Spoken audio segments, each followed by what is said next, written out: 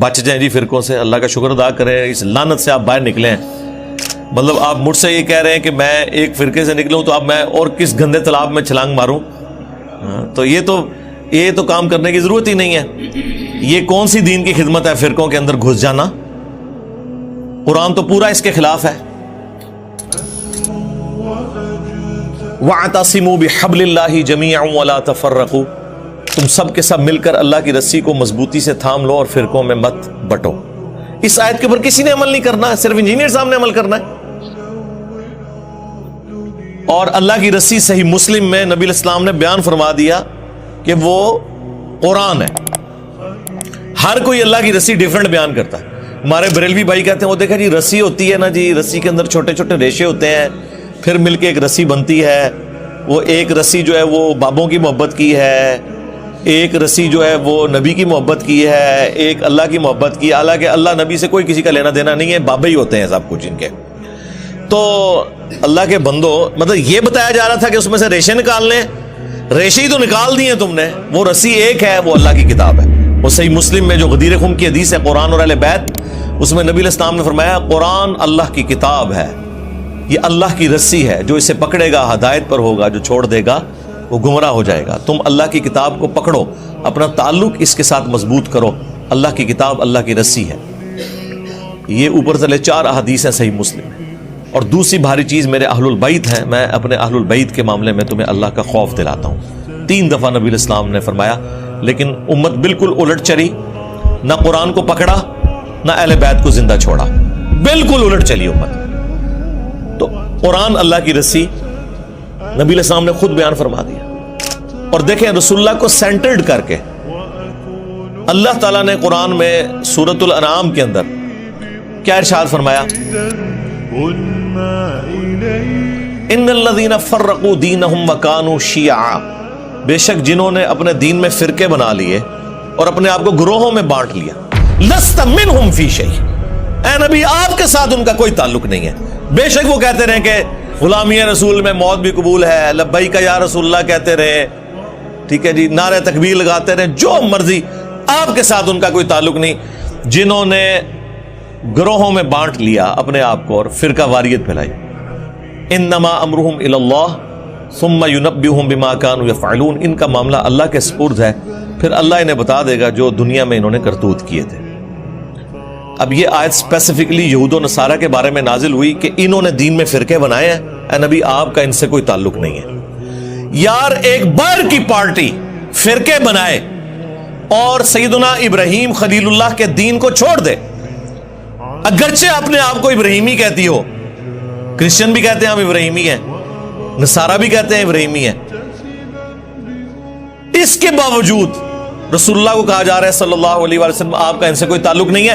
اور اگر نبی کے اپنے ماننے والے یہ کام کریں تو انہیں تو پڑیں گے لتر. وہ دوسروں کی غلطی نہیں برداشت کی جا رہی, اپنوں کو چھوڑتا ہے کوئی؟ کس لیول پہ اتر کے, ما کان ابراہیم یہودی ولا نصرانی ولکن کان حنیفا مسلما وما کان من المشرکین. اوے ابراہیم نہ تو یہودی تھے نہ نصرانی تھے, وہ تو سب سے ٹوٹ کر ایک اللہ کے ہو گئے تھے, اور وہ مشرک نہیں تھے. یعنی وہ یہود و نصارہ دونوں کلیم کرتے تھے کہ ہم ابراہیمی ہیں. اللہ نے کیا فرمایا, نا, یہ نا بڑی امپورٹنٹ ہے, نا سے سٹارٹ ہوا ہے. ما کان ابراہیم یہودی ولا نصرانی, نہیں تھے ابراہیم علیہ السلام نہ یہودی تھے نہ نصرانی تھے. ولیکن, یہ اردو میں بھی آتا ہے لیکن, ولیکن کان حنیفا مسلما وما کان من المشرکین. حنیفہ تھے, سب سے ٹوٹ کر ایک اللہ کے ہو جانے والے, اور مسلم تھے, سنی شیعہ نہیں تھے. اور ایک اللہ کے ماننے والے تھے, مشرک نہیں تھے. آج بھی ابراہیمی وہ ہوگا جو ابراہیم علیہ السلام کے طریقے پہ ہوگا, سب سے ٹوٹ کر ایک اللہ کا ہو جانے والا تابع فرما.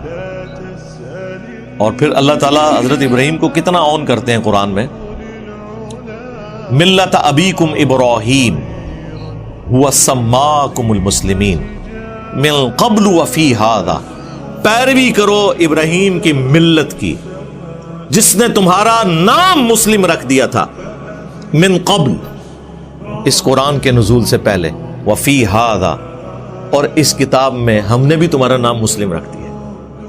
اب اس سے زیادہ آپ کو کیسے سمجھایا جائے؟ باقی جتنی جگہ آتی ہیں نا وہاں پہ یہ فرقہ باز جو ہے نا، مسلم کا جو ترجمہ ہے نا وہ اس اعتبار سے کرتے ہیں کہ وہ اس کی تفصیلات میں پڑ جاتے ہیں۔ ہم کہتے ہیں نا قرآن میں ہے یا ایھا الذین آمنوا اتقوا اللہ، یا ایھا الذین آمنوا اتقوا اللہ حق تقاتہ ولا تموتن الا وانتم مسلمون، اے اہل ایمان اللہ کا تقوی اختیار کرو جیسا کہ تقوی اختیار کرنے کا حق ہے، اور تمہیں موت نہ آئے مگر اس حال میں کہ تم مسلم مرنا۔ تو وہ کہتے ہیں یہاں مسلم سے مراد ہے اللہ کے تابع فرمان ہو کر، یعنی اللہ کے سامنے سر تسلیم خم کرتے ہوئے مرنا۔ لیکن مرنا بریلوی، مرنا دیوبندی، مرنا اہل حدیث، مرنا شیعہ، لیکن پکے شیعہ ہو کے مرنا، پکے سنی ہو کے مرنا۔ مسلم کا مطلب ہے تابع فرمان ہو کر۔ اب مجھے بتائیں تابع فرمان اللہ اور اس کے رسول عز و جل و صلی اللہ علیہ وآلہ وسلم کا وہ ہوگا جو ان کا کہنا مان رہا ہے، یا وہ ہوگا جو بالکل الٹ چل رہا ہے، جو کہنا مان رہا ہے وَاعْتَصِمُوا بِحَبْلِ اللَّهِ جَمِيعًا وَلَا تَفَرَّقُوا۔ وہ کہتے ہیں نہیں جی وہ تو حدیث میں آیا کہ 73 فرقے ہو جائیں گے، جی حدیث میں آیا کہ 73 ہو جائیں گے، لیکن یہ تو نہیں کہا کہ بڑھاؤ۔ یہ دو الگ چیزیں ہیں۔ غیبی خبر کو انہوں نے عقیدہ بنا لیا۔ وہ تو سر صحیح مسلم میں آیا ہے کہ قرب قیامت میں عورتیں ایسا لباس پہنیں گی گویا کہ ننگی نظر آئیں گی، یا تو وہ چست لباس ہوگا یا باریک ہوگا۔ تو اس کا کیا مطلب ہے کہ نبی علیہ السلام نے ہمیں یہ حکم دیا ہے کہ اپنی عورتوں کو ننگا لباس پہنانا ہے، یا یہ مطلب ہے کہ ایسا ہوگا تم نے نہیں کرنا؟ تو سرکار اس کو جوڑ لیں ادھر جو ابو داؤد کے اندر حدیث ہے۔ ترمذی والی سند کے اوپر کلام ہے وہ جو 73 فرقوں والی ہے، لیکن ابو داؤد والی سند جو ہے وہ مضبوط ہے کہ میری امت کے 72 فرقے جہنم میں جائیں گے اور صرف ایک جنت میں جائے گا، اور وہ نبی علیہ السلام نے اسے فرقہ نہیں فرمایا، فرمایا ہی الجماع، وہ ہوگی جماعت، مین سٹریم کی امت۔ اور فرق عربی میں کہتے ہیں ٹوٹ کے الگ ہونے کو۔ ایک درخت سے جب پتا ٹوٹتا ہے نا تو اس پتے کو کہا جاتا ہے یہ فرق ہو گیا، اس سے پتا نہیں کہہ سکتا یہ درخت بھی ایک فرقہ ہے اور میں بھی ایک فرقہ ہوں۔ سمجھ آئی؟ تو اسلام ایک درخت تھا، نبی علیہ السلام کے مبارک زمانے میں صحابہ اہل بیت ایک گروہ تھے، کوئی فرقے نہیں تھا۔ جب ان سے ٹوٹ کے لوگ الگ ہوئے، 72 پتے ٹوٹ گئے، اب وہ 72 یہ کہیں گے کہ اس درخت کو ملا کے ہم ٹوٹل 73 فرقے ہیں، یا یہ کہا جائے گا کہ یہ 72 فرق ہیں، وہ اصل ہے۔ اسی لیے میرا چیلنج ہے کسی حدیث میں اس جنتی گروہ کو فرقہ نہیں کہا گیا، وہ ٹیکنیکلی غلط ہے، وہ فرقہ ہو ہی نہیں سکتا۔ جس سے ٹوٹ کے چیز الگ ہو وہ فرقہ ہوتی ہے، اصل چیز تو اپنی جگہ موجود ہے۔ سمجھ آئی؟ اس کو آپ فرقہ کیسے کہہ سکتے ہیں؟ یہ لنگوسٹک میں ہی غلط سٹیٹمنٹ ہو جائے گی۔ اس کے لیے لفظ ہے طائفہ منصورہ، بخاری مسلم دونوں میں حدیث ہے، میری امت کا ایک گروہ قیامت تک حق پر قائم رہے گا اور کوئی نقصان پہنچانے والا انہیں نقصان نہیں پہنچا سکے گا، وہ حق پر قائم رہیں گے یہاں تک کہ قیامت کی صبح ہو جائے۔ اور امام بخاری نے پتہ ہے اس حدیث کے اوپر کیا باب باندھا ہے؟ ہوا اہل العلم، اس سے مراد وہ لوگ ہیں جو علم والے ہیں۔ انہوں نے نہیں کہا کہ اس سے مراد بریلوی، دیوبندی، وہابی، شیعہ، سنی ہے، اہل علم ہے۔ بعض جہادی تنظیمیں اس کی ایک طریق سے اٹھاتی تھی کہ قیامت تک وہ قتال کرتا رہے گا حق کی خاطر، اور وہ ہمارے مال سے، ہمارے بچوں کی جانوں سے کھیلتے رہے۔ آج وہ FATF کی تلوار میں آ گئے ہیں، اور اب ہماری اسٹیبلشمنٹ اور ہمارے اداروں کو بھی ہوش آئی کہ یہ تو ہمارے بچوں کو ہی مار رہے ہیں۔ تو ہم نے تو 2013 میں کہہ دیا تھا کہ یہ تانوں لمحہ پان گئے، اس ٹائم ہماری باتیں انہیں بری لگتی تھی، اب تو کہتے ہیں انجینئر صاحب آپ ٹھیک کہتے تھے۔ تو یہ جہادی تنظیمیں اس حدیث کو جی وہ قتال کر رہے ہیں، لیکن امام بخاری نے ان کا سارا فہم ہی الٹ دیا. انہوں نے اوپر باب باندھا ہوا اہل العلم، یعنی اس سے مراد علمی قتال کرنے والے لوگ ہیں.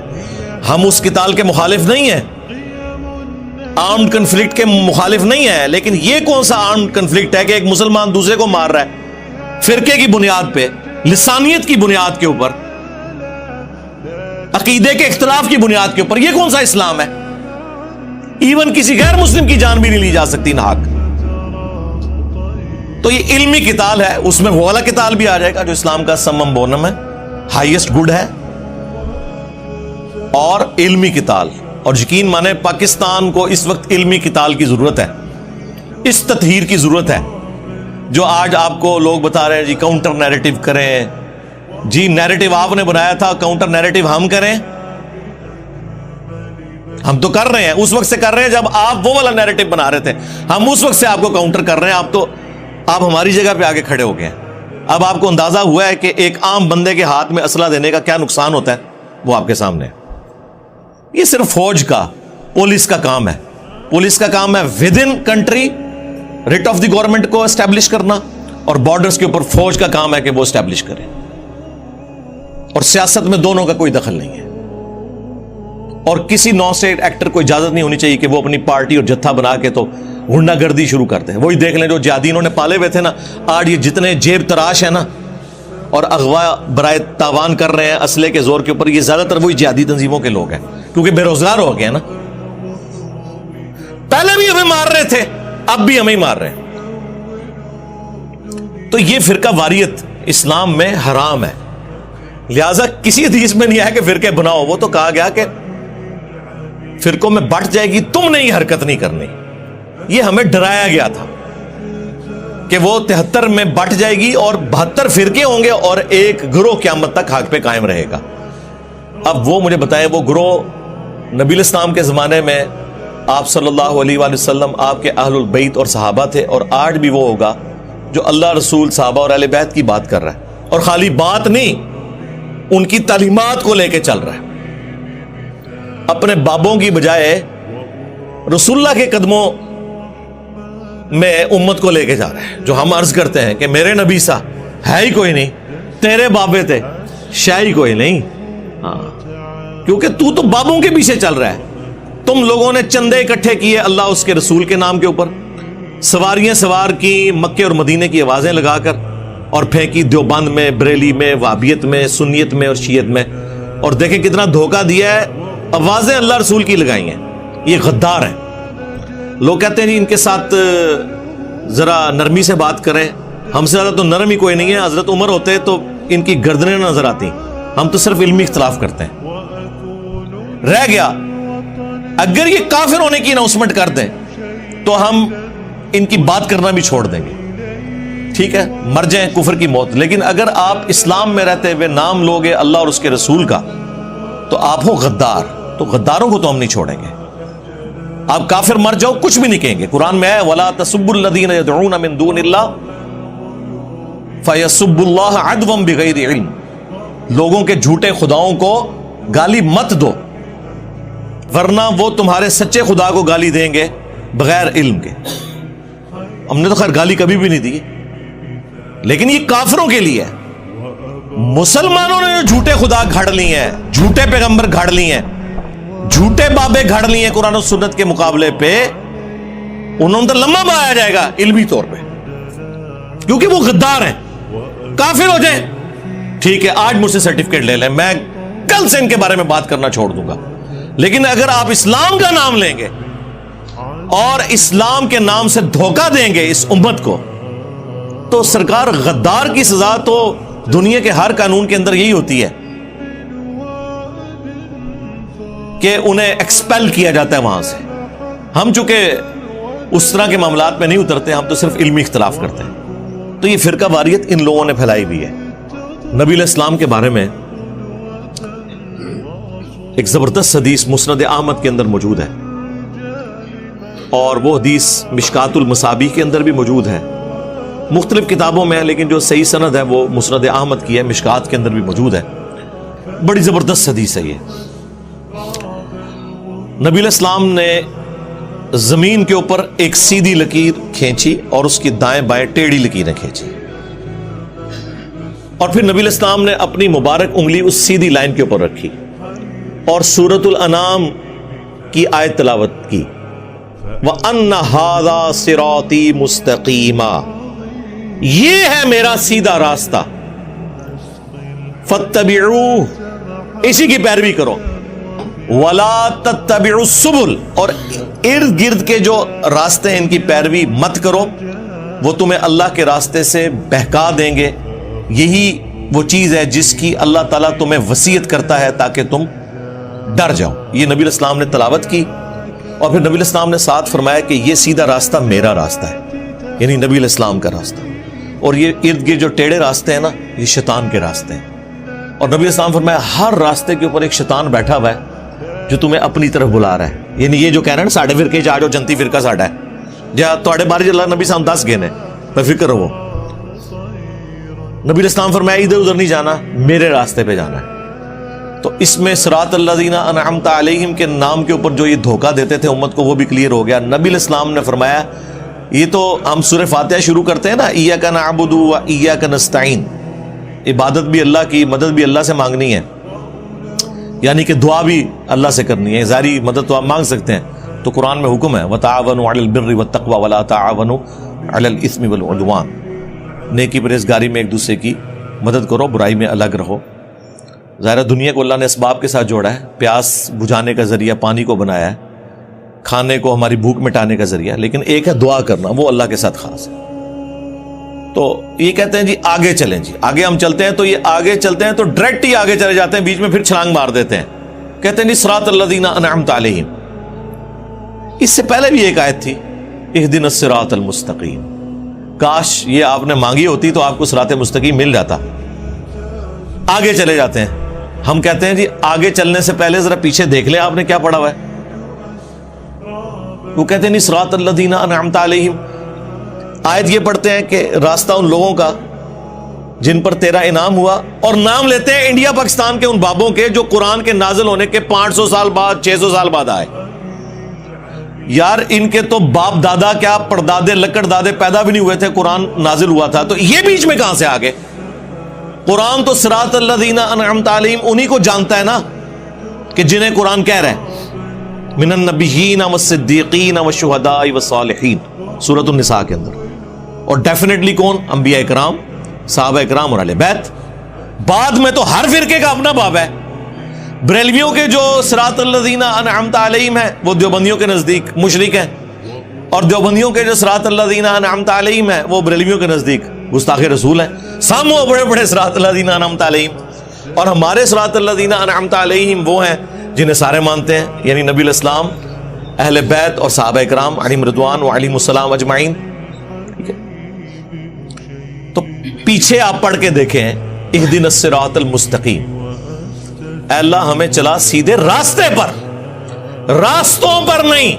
ہاں کہتے ہیں جی سارے ہی حق پہ ہیں، چاروں فقہ حق کے اوپر ہیں، اور مسلح خانہ کعبے میں 4 ڈالے رکھے انہوں نے 1517 سے لے کے 1917 تک، 400 سال تک خانہ کعبے میں 4 امام تھے، حنفی شافعی مالکی حنبلی، سارے الگ الگ نماز پڑھتے تھے اور کہتے تھے چاروں امام حق پہ ہیں، تو نماز تو کٹھی پڑھو، چلو ایک حنفی پڑھا لے دوسرا شافعی پڑھا لے، نہیں، امام اپنے اپنے، مسلح اپنے اپنے، اور چاروں حق پہ ہیں۔ کیوں دھوکھا دے رہے ہو؟ کہانیاں بند کرو۔ گورا اسی لیے تو آپ کا مذاق اڑاتا ہے، یہ تو سعودی حکومت نے آ کے اٹھائے ہیں یہ مسلح، اس پہ میری تفصیلی ویڈیو ریکارڈ ہے۔ 400 سال تک انہوں نے کعبے کو بھی فرقوں میں ڈیوائیڈ کیا ہوا تھا۔